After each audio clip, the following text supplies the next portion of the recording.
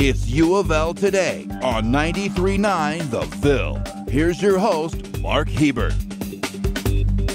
And welcome to UofL Today with Mark Hebert on 93.9 The Ville. We're glad you're joining us today. As we often say on this program, you will be a little bit smarter after the 30-minute show than you were right now at the start of the program. And we're going to tell you about some things going on at the University of Louisville. Coming up on the show just a little bit later on, UofL's nursing program is highly ranked, and the students who go through nursing school have opportunities to do service and provide care to people overseas, like in Belize, and places here at home like local clinics and on the backside of Churchill Downs. So we'll hear about some of that work from the School of Nursing. We'll also talk to a professor about a maple syrup project. Yes, a maple syrup project on the campus at the University of Louisville and other sustainability programs at UofL. But first, people who have almost total hearing loss may have a hero. Maybe too strong a word, Angelique. A hero in my first guest. She's Angelique Johnson. She's a professor in the entrepreneurship program at UofL, but she's also got her own company developing a cochlear implant that is low cost and could be used to help people hear again. So welcome, Angelique. How you doing? Welcome. Doing really good. Good to see you again. All right. Let's talk first about your company and what you have developed for people who have hearing loss. Awesome. Tell us about it. Cool. So my company is MemStem LLC. In general, we develop implantable electronics for replacing lost nerve function. And specifically, our first product line is going to be in cochlear implants. We're developing an electrode array for those devices that is implanted inside the ear, and it stimulates the nerves inside the ear, the auditory nerve, to deliver hearing back to individuals. Now, these devices have been around for about 30 years, so we're not inventing the wheel, right? But what we're doing is we're changing the manufacturing process. Right now, those arrays are made by hand. The wires are very, very tiny, 25 microns. So that's like take a strand of your hair, cut the diameter in 4, right? There you go. Really small. Very small. Okay. People are welding to these wires. So what we're trying to do is get away from that hand assembly, do fully automated manufacturing, which is not only going to cut the cost by a factor of 20x or more, depending on how many we end up making, but also is going to allow for performance-enhancing features. So there's a lot of materials that you just can't manipulate by hand and that are very sensitive to debris and things like that might be introduced by hand assembly that you can do. So we're looking at both ends of manufacturing for cost and also for performance enhancements. Now, these cochlear implants that you're producing, are they for people who have total hearing loss or just partial hearing loss, or guys like me who are just getting old and losing their hearing? Okay. Well, so they're for a particular type of hearing loss called sensory neural hearing loss. And the layman's definition is if you get no appreciable benefit from traditional external hearing implants or aids. Like right? Hearing aids, like that you just go buy in a store? Exactly. What you would think about, most people think about hearing aids, they think about something, you kind of place inside your ear a little bit, right. It's not implanted inside the skull or anything. Right. But if you achieve no benefit from those, then you're likely to be a candidate for a cochlear implant. And really what happens with sensory neural hearing loss is that it doesn't matter how much you amplify the sound, the cells that used to be there to translate those mechanical waves into electrical signals no longer function. And so what cochlear implants do is we create wires that go inside the ear, really small wires and electrodes that go inside the cochlea and bypass those dead or inactive cells and stimulate the auditory nerve directly. So it jump starts them. Basically, yeah. So replacing the lost cells, yeah. So kind of giving an artificial sound. And people can get back word recognition, when you have a cochlear implant. They like to put them in individuals at a very young age. The thought is the earlier you get a cochlear implant, the more time your brain has to adapt and form around the technology. And the brain is just this miraculous thing. We truly don't understand it yet at this stage, but taking these electrical signals and it can translate that into all kinds of hearing and sound and speech recognition and wonderful ways. And so it just kind of picks right up on the lost information. Are these for kids? So they can be implanted in individuals as young as 12 months. However, people get them implanted at very old ages as well. It just depends on, whether you were born with the hearing loss or whether you developed it later in life and how severe the condition is. The best performance is seen when you implant them young. However, individuals that are full-grown adults get them. I've talked to a lot of cochlear implant recipients that got them, post-40s, and they just, talk about how to adjust to life, with this. It's great because now you can kind of hear again, but then it's also not the resolution and what you're used to from a younger time in life. When might these be available?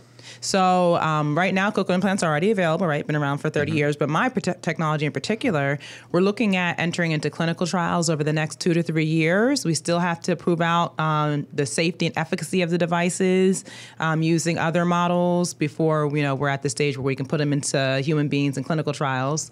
But so we're looking 2 or 3 years for clinical trials, and hopefully in the next 5 years actually have our devices implanted into humans and up on the market. And hopefully have them smaller and cheaper than what's on the market right now, right? Yeah, smaller and cheaper. We're going to be interfacing as a component supplier to established cochlear implant manufacturers, and but there's also a lot of startups such as myself that are trying to make very affordable cochlear implants, in particular for developing countries.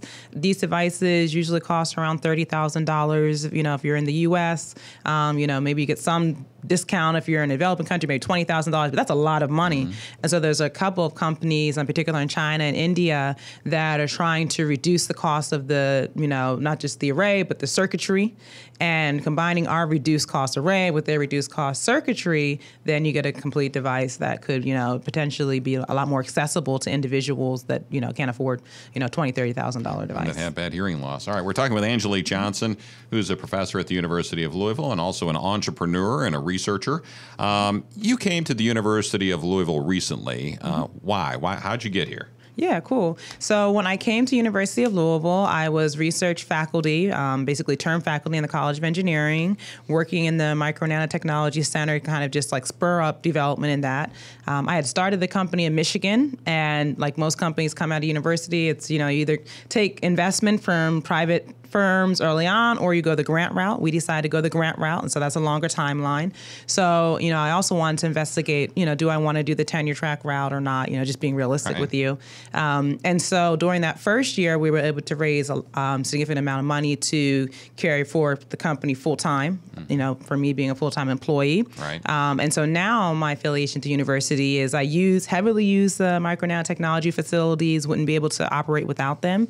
And then I'm adjunct faculty in the College of Business, basically co-teaching, or I don't know how you said, 3 people, basically, Suzanne Bergmeister and Van Klaus and myself, some of the entrepreneurship courses there. And I'm kind of more like an entrepreneur in residence, to give the students coaching and things. What got you to the University of Louisville? Was it the ability to work in the clean room, which is, where very small parts are made and you could work in there and do some research in there, or was it something else? So we moved the company to Kentucky to take advantage of the matching funds for the state of Kentucky.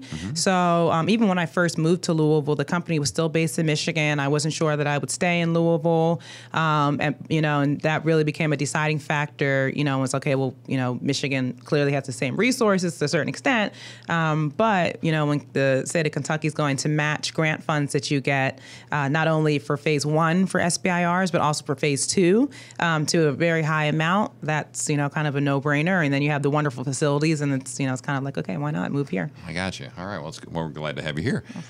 And you are an entrepreneur, and you're a female entrepreneur, which is rare in itself, but you're also an African-American female entrepreneur. You are the minority of the minorities here. So, Yeah.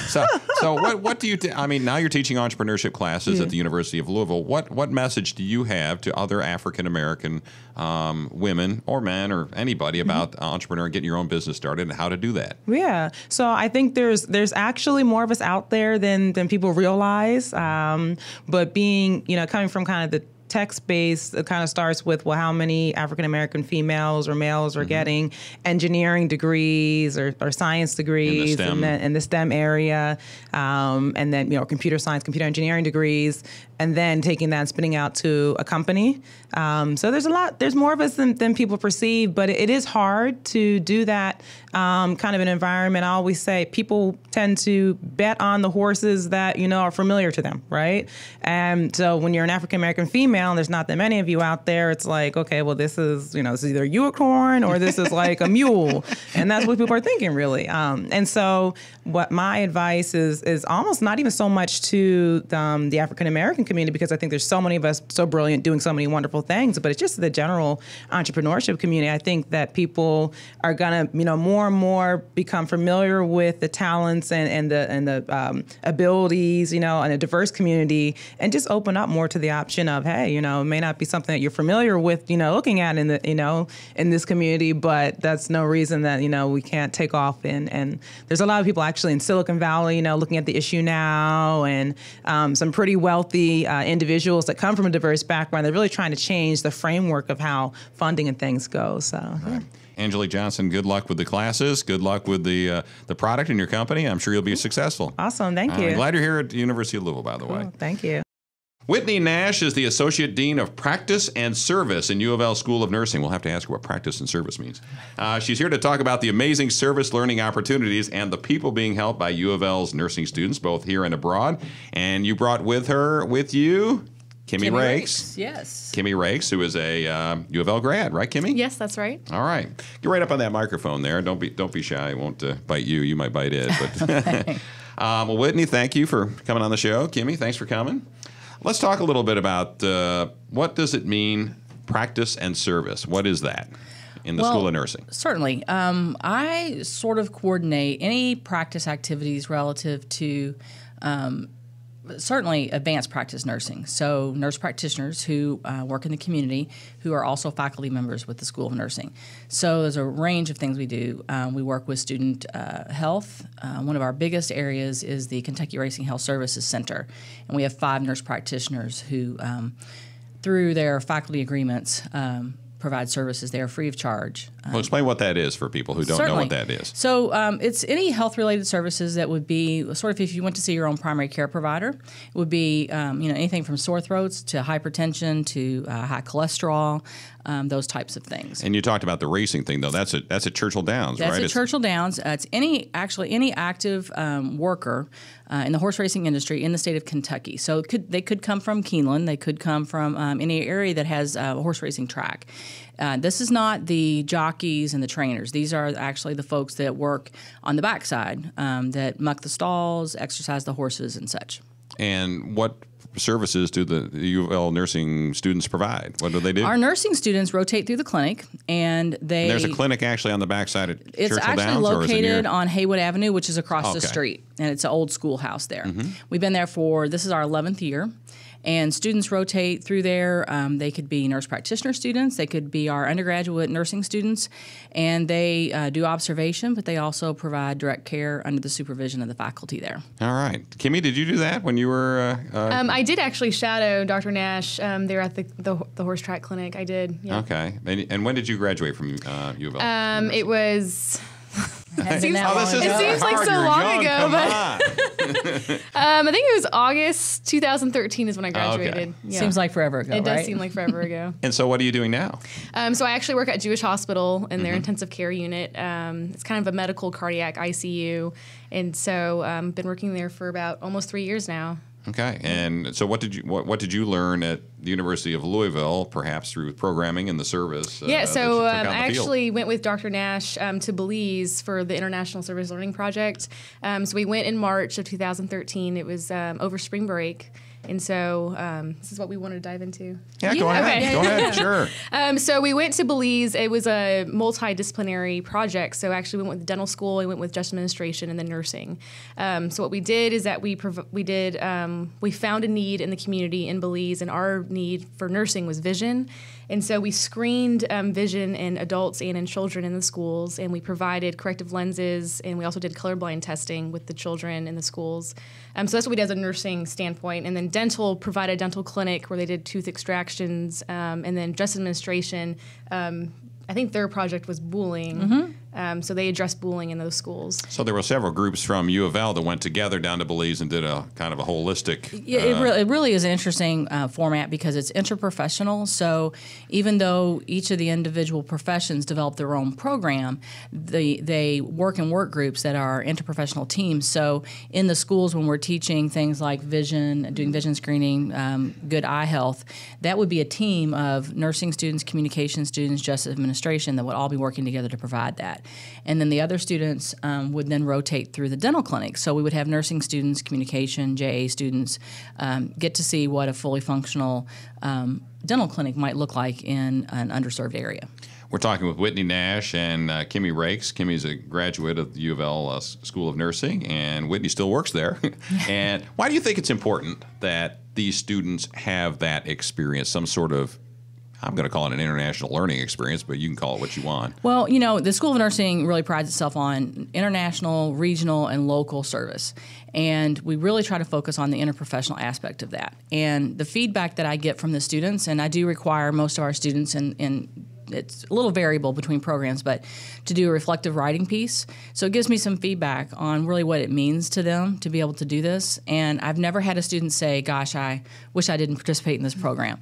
It's always, this is life-changing for me. It has helped me define my career goals, maybe even redefine. I had students that maybe were in communication and they got to see what a nursing student did and didn't really have an understanding and changed their career path. So I really feel like it's our responsibility to try to make it available to every student as much as we possibly can.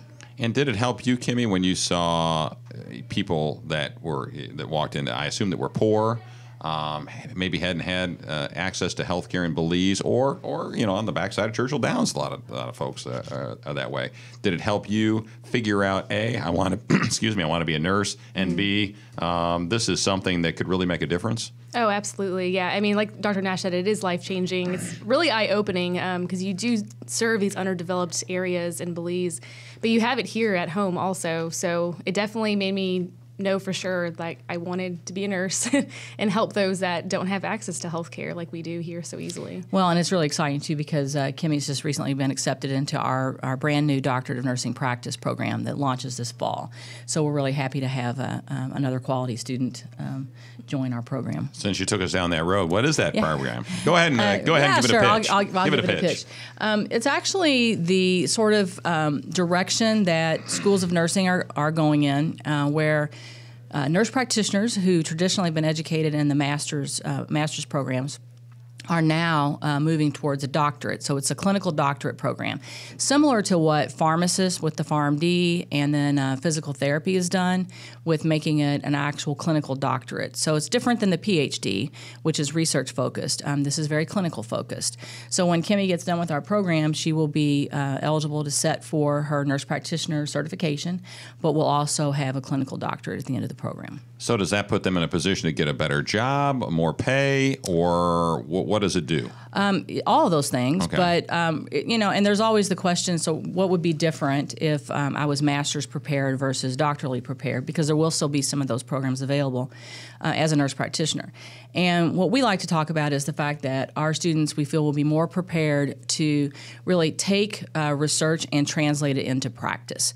So really beyond just the clinical skill set that we provide them now, but really being able to be leaders in clinical practice. There's also a talk that there's been talk for many years now about the shortage of doctors out in rural areas, and there are more nurse practitioners and those kinds of things doing things that doctors used to do. Is that one of the things that we're teaching at the University of Louisville, that basically the nurses are pushing up to the line of becoming doctors, for lack of a better term? Well, it's certainly very controversial. I know. And in this state, it certainly is. But I like to, make sure that we bring to point that we're not here to replace physicians.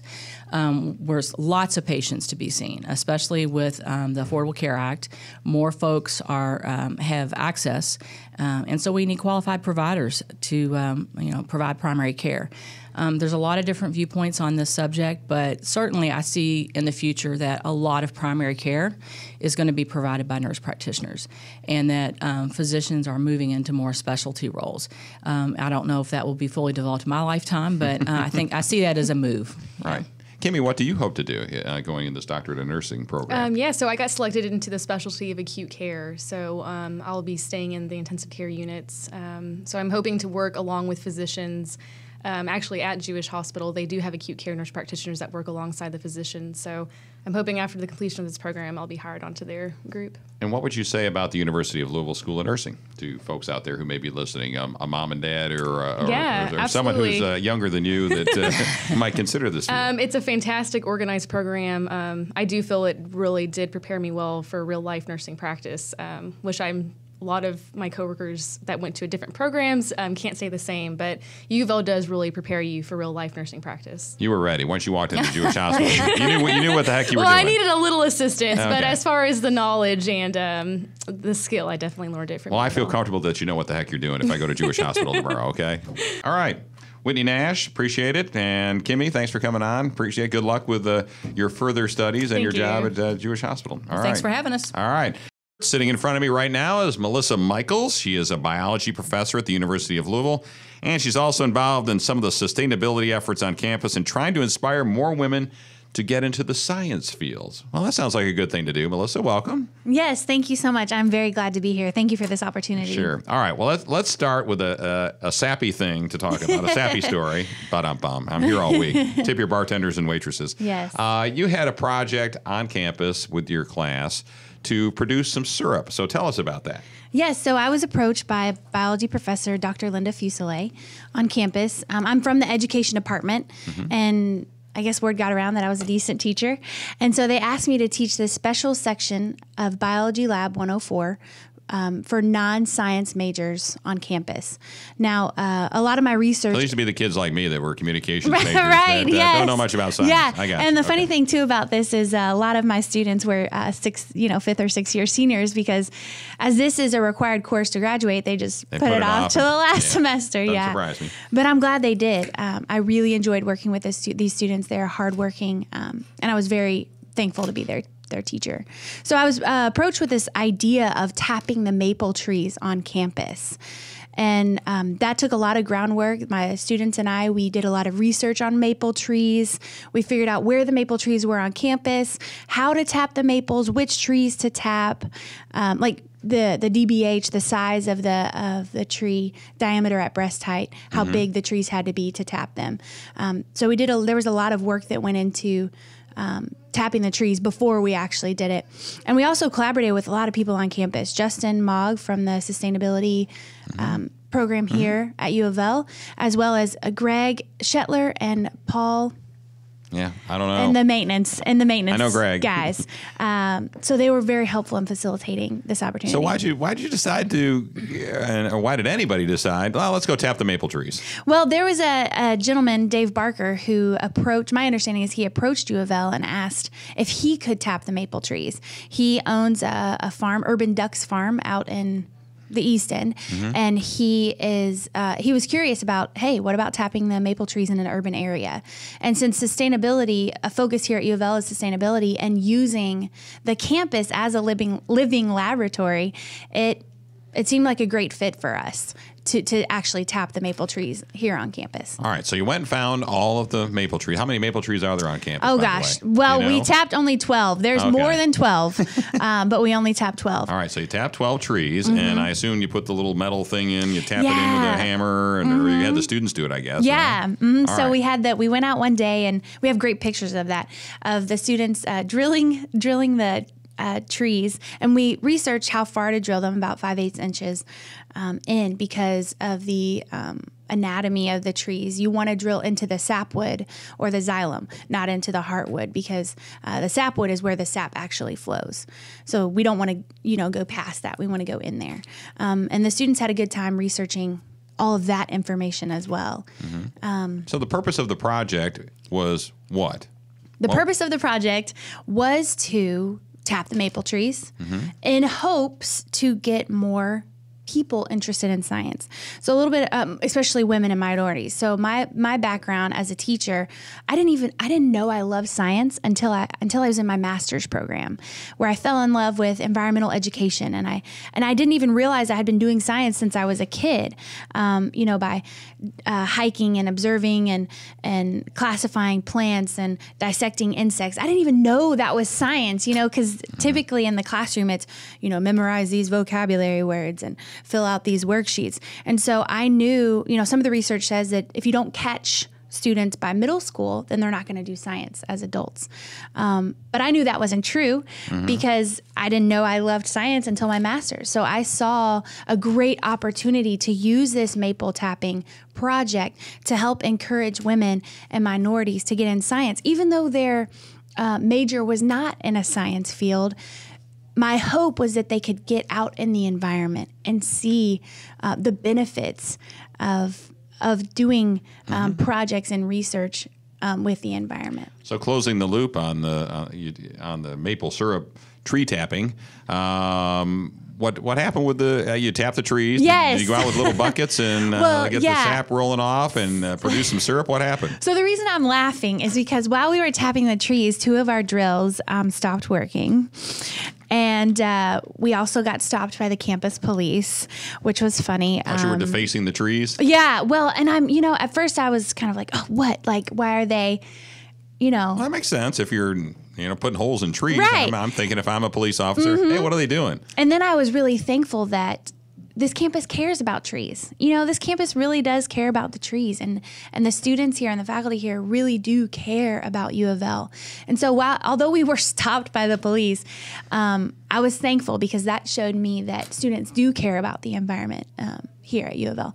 So back to tapping the trees. So we ended up, the students put a lot of work in out of class time to collect the sap. So the sap season is January to March.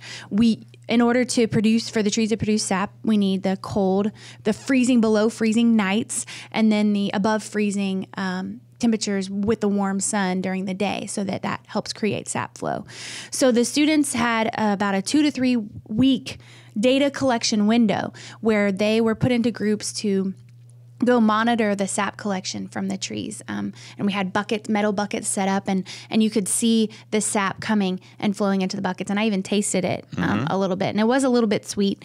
And we did the refractometer, which is the sugar testing, Brix test to test the sugar content in the syrup. We noticed that we tapped sugar maples and red maples, and we noticed that the sugar maples had slightly more sugar content in them.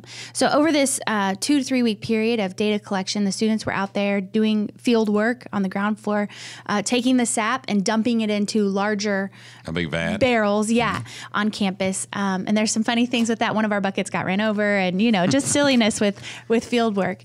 But all in all, we ended up with about 2 quarts of syrup. Now, I know that doesn't sound like a lot, but research shows that about 40 gallons of sap makes 1 gallon of syrup. That's a lot of work for 1 gallon of syrup. It is a lot of work. Yes, I'm so proud of my students. They put in a lot of work for this. And while 2 quarts does not seem like a lot, it really is. And especially this is the first time we've done it. And we'll actually get to taste our syrup, the fruits of our labor, tomorrow. Okay, and we'll have a little pancake supper or something? Yeah. Okay. So you're going to do it again next year? You're going to do the same I don't know, project? Maybe. We'll see. Well, did the students enjoy it, and what did they learn? They learned, they learned a lot. They learned how to tap maple trees. They learned that they could tap maple trees. I even had a student come up to me who didn't even know that she was eating plants, in her breakfast cereal. She came up to me and said, I realized through this project, I have a maple tree in my backyard, and I believe that it's a sugar maple. So the students, learned how to identify different maple trees. And she said, I think I might try to tap it myself next year. There you go. Yeah. So you inspired somebody. Right, exactly, for sure. All right, we got to wrap up here in just a minute. You talked a little bit earlier about trying to inspire more women into going into the STEM fields, science, technology, math, and engineering. What do you think is the reason that there aren't more women in those fields? That is a hot question, and that is what my research is in. Some of the things that I'm looking at are the power structures within STEM education, the identity of women and minorities within the field of science. Forward to your research, and hopefully you'll do the syrup thing next year. Yes. Tap the trees on UofL's campus, and you won't get arrested. That'll be great. Yeah. All right. Thank you all for listening to UofL Today with Mark Hebert, and go Cards.